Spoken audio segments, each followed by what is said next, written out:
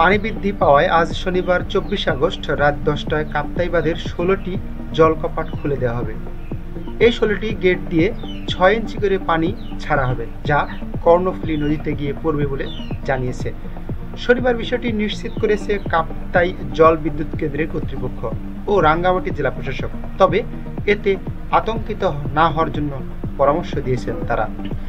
জানা গেছে, গত কয়েকদিনে ভারী বর্ষণ ও উজান থেকে নেমে আসা পাহাড়ি ঢলে রাঙ্গামাটি কাপ্তাই হ্রদের পানি বেড়ে সর্বোচ্চ ধারণ ক্ষমতা বা বিপদ সীমার কাছাকাছি এসে পৌঁছেছে। এদিকে কাপ্তাই হ্রদের পানি বাড়ায় দেশের একমাত্র পানি বিদ্যুৎ কেন্দ্রের উৎপাদন বৃদ্ধি পেয়েছে।